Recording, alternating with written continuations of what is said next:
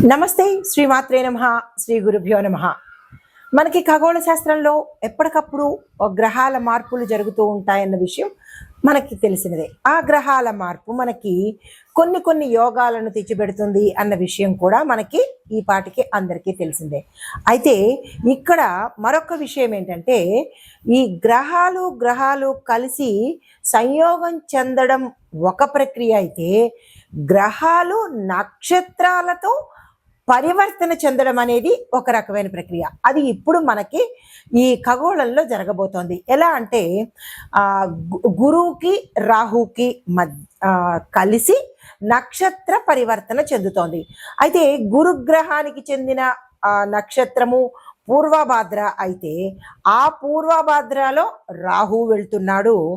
రాహువుకు చెందిన ఆరుద్ర నక్షత్రంలోకి గురువు సంచారం చేస్తున్నాడు. అంటే నక్షత్రాలలో వారి ఇష్టమైన నక్షత్రాల్లో ఒకరికొకరు వేరువేరుగా సంచారం చేస్తున్నారు. అయితే ఈ సంచారము మనకి ఆగస్టు 12 వరకు జరగబోతోంది. అంటే అంతవరకు కొనసాగుతూ ఉంటుందన్నమాట. ఈ కొనసాగింపులో ఈ నక్షత్ర పరివర్తనలో మనకి గురువు తన నవమ దృష్టిని రాహు చూస్తున్నాడు. నవమ దృష్టితో రాహువుని చూస్తున్నాడు. ఎప్పుడైతే ఈ నవమ దృష్టితో రాహువుని గురు చూశాడో, శుభ ఫలితాలను మనకి ద్వాదశ రాశుల వారికి ఇవ్వబోతున్నారు. అయితే ఎలాంటి ఫలితాలు ఇవ్వబోతున్నారు అంటే కనుక, వీళ్ళిద్దరి మధ్య జరిగే ఈ నక్షత్ర పరివర్తనకు రాహువు మీద గురు దృష్టి వల్ల ఈ 12 రాశుల్లో వాళ్ళకి ఆగస్టు 12 వరకు ఆకస్మిక ధనలాభాలు వస్తూ ఉంటాయి. ఇప్పుడు అప్పుడు అని కాదు, కానీ ఈ 12 రాశుల్లో ఉన్న వాళ్ళకందరికీ కూడా ఆకస్మిక ధన ప్రాప్తిని గురువు ఇవ్వబోతున్నాడు. దీంతో పాటు వారి యొక్క లైఫ్ స్టైల్ కూడా మార్పు చేర్పులు జరిగే అవకాశాలు కనబడుతోంది. ఇంకా మూడవది స్వగృహ యోగము, సొంత ఇల్లు కొనుక్కునే అవకాశం కూడా ఈ గురువు ఇవ్వబోతున్నాడు. అంటే గురువు సంపదలకు, సౌఖ్యానికి, ఐశ్వర్యానికి, రాజయోగాలకు, ఇలాంటి వాటికి అధిపతి అన్నమాట. అయితే దీంతో పాటు ఆదాయం వృద్ధి, అంటే ఆల్రెడీ సెటిల్ అయిన వాళ్ళకి ఇంకా సెటిల్మెంట్, అంటే ఇంకా ఆదాయాన్ని ఎక్కువగా వృద్ధి చేసేటట్టుగా మంచి యోగాన్ని ఇవ్వబోతున్నాడు. దీంతో పాటు ఏ రాశులకి ఎక్కువగా ఇవ్వబోతున్నాడు అంటే కనుక, అంటే 100 దగ్గర 150 ఇచ్చేటట్టుగా కొన్ని రాశులైతే, 100కి 125 130 అంత, అంటే చిన్న వేరియేషన్తో ఈ సమానమైన ఫలితాలని ఇవ్వబోతున్నాడు.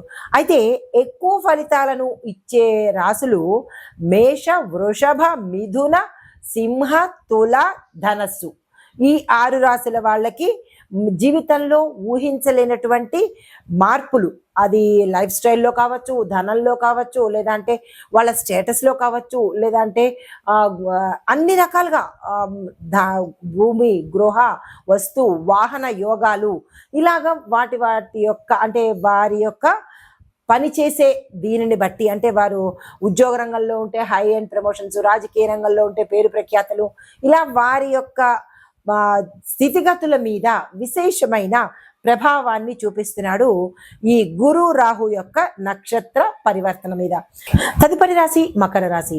మకర రాశి వారికి ఈ సమయము అత్యంత అద్భుతమైన, అమోఘమైన సమయంగా చెప్పొచ్చు.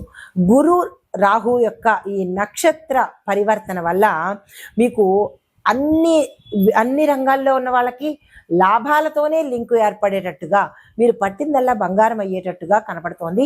విద్యార్థుల దగ్గర నుంచి ప్రతి ఒక్క రంగంలో ఉన్న వాళ్లకు, వ్యాపారస్తులకు, ఉద్యోగస్తులకు, రాజకీయ నాయకులకు, వ్యవసాయదారులకు, కాంట్రాక్టుదారులకు, రియల్ ఎస్టేట్ రంగంలో ఉన్న వాళ్ళకి, ఇలా ప్రతి ఒక్క రంగంలో ఉన్న వాళ్లకు విశేషమైన లాభాలు వచ్చేటట్టు, విశేషమైన డెవలప్మెంట్, గ్రోత్ కనబడేటట్టుగా గోచరిస్తోంది. ఈ సమయాన్ని ఈ మకర రాశి వాళ్ళు అస్సలు వృధా చేసుకోకండి. దీంతో పాటుగా మీరు ఏ ప్రయత్నం చేసినా, దేనికోసమైనా చిన్న ప్రయత్నం చేసినా అది పెద్దగా అయ్యేటట్టుగా, అంటే సక్సెస్ అయ్యేటట్టుగా, మీరు ఊహించని స్థాయిలో సక్సెస్ వచ్చేటట్టుగా కనిపిస్తోంది. లాభసాటి పరిచయాలు మీకు ఏర్పడతాయి. పెద్ద పెద్ద పెద్ద సెలబ్రిటీస్తో కావచ్చు, సంఘంలో పలుకుబడి ఉన్న వాళ్ళతో కావచ్చు, పెద్ద పెద్ద గురువులతో కావచ్చు, ఇలాగ మీకు పెద్ద స్థాయిలో ఉన్న వ్యక్తుల ద్వారా పరిచయాలు ఏర్పడి ఆ పరిచయాలు మీకు విశేషమైన కీర్తి ప్రతిష్టలు, గౌరవ మర్యాదలు అన్ని రకాలుగా మీకు లాభాలు తెచ్చిపెట్టేటట్టుగా గోచరిస్తోంది. దాన్ని మీరు వినియోగించుకునే ప్రయత్నం చేసుకోండి. అయితే ఇంకా ఆర్థిక ఆస్తి ఒప్పందాలు ఏమైనా ఈ రాశిలో ఉండే వాళ్ళు చేయాలని అనుకుంటే కనుక తక్షణమే చేసేయండి. ఇంకా దీన్ని అస్సలు వృధా చేసుకోకండి. ఇది మంచి గోల్డెన్ పీరియడ్ అని చెప్పొచ్చు మీకు.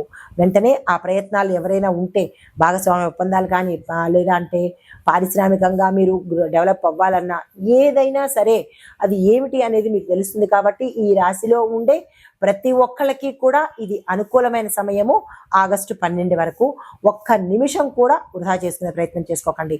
అయితే వృత్తి వ్యాపారాల్లో చూసుకున్నట్టయితే గత 3 నెలల నుంచి మీకు మంచి రైజింగ్ పీరియడ్లోనే ఉండి ఉంటారు. ఏ కొద్దిపాటి వ్యాపారస్తులో కొంచెం నష్టమై ఉంటే కనుక నిరాశ చెందకండి. ఈ సమయంలో మీరు ఊహించని దానికన్నా లాభాలు వచ్చే అవకాశం కనబడుతోంది. దానికి తగ్గ ప్రయత్నాలు అవి ఇంకా కొనసాగాలి అంటే కనుక ఆగస్టు 12 తర్వాత వరకు నేను లాభాలు తెచ్చుకోవాలి అంటే కనుక దానికి సంబంధించినటువంటి ప్రయత్నాలు కానీ ఏదైనా ప్రణాళికలు కానీ ఈ సమయంలోనే మీరు స్ట్రాంగ్గా వేసుకోండి. సక్సెస్ సాధించే అవకాశం కనబడుతోంది.